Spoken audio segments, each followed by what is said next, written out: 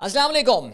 Economic terminologies के मेरी जो प्लेलिस्ट है, जो मेरी सीरीज़ है, उसमें दूसरे एपिसोड के साथ मैं आपको खुशामदीद कहता हूं। और आज जिस टॉपिक के हवाले से हम बात करने वाले हैं, इकोनॉमिक्स में this is one of my most favourite areas. ये मेरे पसंदीदा तरीन टॉपिक्स में से एक है और हम बात करने वाले हैं मॉनेटरी पॉलिसी के हवाले से।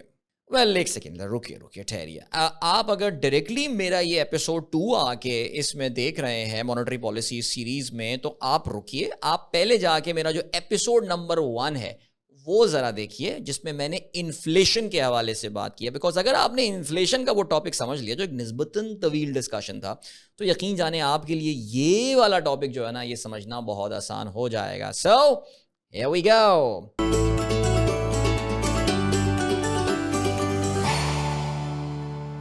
मॉनेटरी पॉलिसी के बारे में सबसे पहले तो एक बात समझ लीजिए कि इसकी जिम्मेदारी किसी हुकूमत पर आयद नहीं होती, बल्कि किसी भी मुल्क के मरकजी बैंक, सेंट्रल बैंक पर आयद होती है। यानी पाकिस्तान के केस में अगर हम बात करें तो स्टेट बैंक ऑफ पाकिस्तान की जिम्मेदारी है कि वो मुल्क में मॉनेटरी पॉलिसी, मुल्क की मॉनेटरी पॉलिसी बनाए, उसको अनाउंस करे और उसको इंप्लीमेंट करे। ऑलराइट, अब सवाल ये पैदा होता है कि भाई मॉनेटरी पॉलिसी आखिर होती क्या है। तो जरा गौर से सुनिए। मॉनेटरी पॉलिसी वो एक्शंस होते हैं या वो टूल्स होते हैं किसी भी मुल्क के मरकजी बैंक को हासिल होते हैं, जिसके जरिए वो मुल्क में पैसे की सप्लाई को कंट्रोल करता है। किस वक्त मुल्क में पैसे की गर्दिश को बढ़ाना है, किस वक्त मुल्क में पैसे की गर्दिश को कम करना है, ये सारा का सारा काम जो है ये मॉनेटरी पॉलिसी के जरिए मुल्क का मरकजी बैंक या सेंट्रल बैंक जो है वो कर रहा होता है। अब मॉनेटरी पॉलिसी तो अनाउंस कर दी, अब किसी भी मरकजी बैंक के पास वो टूल्स कौन कौन से होते हैं, वो कौन से एक्शंस जिनका मैंने जिक्र किया था होते हैं, जिसके जरिए वो मुल्क में सप्लाई ऑफ मनी को कंट्रोल करता है। तो सबसे इंपॉर्टेंट टूल जो दुनिया में किसी भी मरकजी बैंक को हासिल है, उसे आप कहते हैं पॉलिसी रेट। ऑलराइट, जिसको डिस्काउंट रेट भी कहा जाता है। ये एक तरह का बेंचमार्क रेट होता है। सो जब स्टेट बैंक ये चाहता है कि मुल्क में पैसे की सप्लाई को कम किया जाए, जैसे कि आजकल हो रहा है, और ये पैसे की सप्लाई हमें क्यों कम करनी है, बिकॉज इन्फ्लेशन बहुत ज्यादा है। Now refer to my video number 1, मैंने आपको बताया था कि पैसा जब बढ़ जाता है इकोनॉमी में तो उसकी वजह से इन्फ्लेशन भी बढ़ जाती है। Remember, too many hands chasing too few goods. Yes, so हुआ ये सिलसिला कि अब जब आप मनी सप्लाई बढ़ गई है तो state bank, central bank interest rates को बढ़ा देता है। फिर क्या होता है, मेरे और आपके जैसे लोगों के लिए कर्जे महंगे हो जाते हैं। हम अपनी गाड़ियां लेने का प्लान कैंसिल कर देते हैं, हम अपने घर के लिए मॉर्गेज का कर्जा लेने का प्लान कैंसिल कर देते हैं। कंपनियां, बड़े बड़े कॉर्पोरेट जो बैंकों से कर्जे ले रहे होते थे, वो कर्जा लेना कम कर देते हैं, बिकॉज कर्जा इतना महंगा जो हो गया, उससे ओवरऑल मुल्क में मनी सप्लाई कम हो जाती है, ओवरऑल मुल्क में डिमांड कम हो जाती है, और फिर उसकी वजह से इन्फ्लेशन भी होपफुली कम हो जाती है। So that is the tool number 1। Tool number 2 जो किसी भी सेंट्रल बैंक के पास होता है, उसको कहते हैं ओपन मार्केट ऑपरेशंस।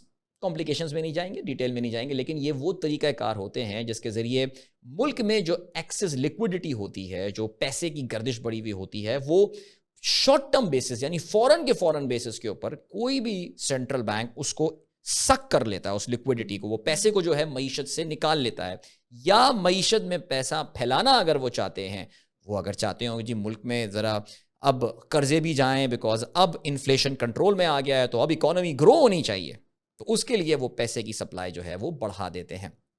इसके लिए वो ओपन मार्केट ऑपरेशन करते हैं। तीसरा जो तरीका का जो टूल उनके पास होता है, उसे कहते हैं बैंक रिजर्व्स। अब आप अगर 100 रुपए किसी बैंक में रखवाते हैं, तो स्टेट बैंक की तरफ से ये मैंडेटरी होता है कि तमाम बैंक्स उस डिपॉजिट का एक सर्टन परसेंटेज, एक मखसूस हिस्सा स्टेट बैंक के पास जमा करवाएंगे। अब स्टेट बैंक किसी भी दिन आके कह सकता है कि रिजर्व में बढ़ा के 15% करना चाहता हूँ, 20% करना चाहता हूँ, या कम करके उसको 5%, 4% पे करना चाहता हूँ। बेसिकली बैंकों का जो डिपॉजिट है, स्टेट बैंक उसको अपने पास लाता है। क्यों? अगर बैंकों को हम ज्यादा डिपॉजिट दे देंगे तो स्टेट बैंक ये कहेगा कि बैंक्स कर्जा देना शुरू कर देंगे, और कर्जा देना शुरू कर देंगे तो उससे मनी सप्लाई बढ़ जाएगी, मनी सप्लाई बढ़ के इन्फ्लेशन हो जाएगी। घूम फिर के देख रहे हैं आप, बात इन्फ्लेशन पर ही आ रही है। और मैं ये इसलिए यहां पे ये बात लेकर आया हूं बिकॉज अगर आपको मौका मिले तो स्टेट बैंक ऑफ पाकिस्तान का जो नया कानून है, the new act of State bank का, जिसको state Bank of Pakistan act 2021 कहा जाता है, अगर आप वेबसाइट पे जाइए स्टेट बैंक की, मिनिस्ट्री ऑफ फाइनेंस की, और इस कानून को पढ़िए, तो आप ये देखेंगे कि इस कानून के पहले पेज में ही ये बात लिखी हुई है, फर्स्ट और मैं एग्जैक्टली वही लाइंस पढ़ रहा हूं, first the amendment identified domestic price stability as the primary objective of State Bank of Pakistan. यानी स्टेट बैंक ऑफ पाकिस्तान की अगर वो कहते हैं ना कि एग्जिस्टेंस की जो सबसे बड़ी वजह है या जो ऑब्जेक्टिव है वो ये कि कीमतों को कंट्रोल करना है, और स्टेट बैंक कीमतों को कंट्रोल करता है मुल्क में मनी सप्लाई को कंट्रोल करके। सो मॉनेटरी पॉलिसी का बेसिकली पर्पस ये होता है। मॉनेटरी पॉलिसी दो तरीके की होती है, एक्सपेंशनरी होती है यानी आप इंटरेस्ट रेट्स कम करते हैं और आप जो है वो कहते हैं कि पैसा मुल्क में फैल जाए ताकि जीडीपी ग्रोथ बढ़े है, इन्वेस्टमेंट बढ़े, लोगों की स्पेंडिंग बढ़े।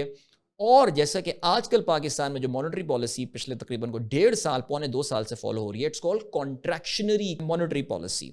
यानी आप कॉन्ट्रैक्ट कर रहे हैं इकोनॉमी के साइज को भी, आप पैसे की सप्लाई को भी कॉन्ट्रैक्ट कर रहे हैं, पैसा वापस लेकर आ रहे हैं आप, या तो बैंकों में ला रहे हैं या फिर स्टेट बैंक अपने पास पैसा जो है वो बैंकों से निकाल कर लेकर आ रहा है।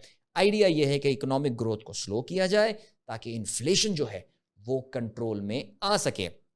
अब स्टेट बैंक ऑफ पाकिस्तान तकरीबन हर 2 महीने बाद, कभी कभार जल्दी भी, जैसे कि उन्होंने अभी आईएमएफ को खुश करने के लिए एक इमरजेंसी मॉनेटरी पॉलिसी अपनी अनाउंसमेंट की थी। ये जिम्मेदारी होती है कमेटी पे, जल्दी मैं बताता हूं। एक कमेटी होती है स्टेट बैंक में जिसको MPC कहा जाता है, मॉनेटरी पॉलिसी कमेटी।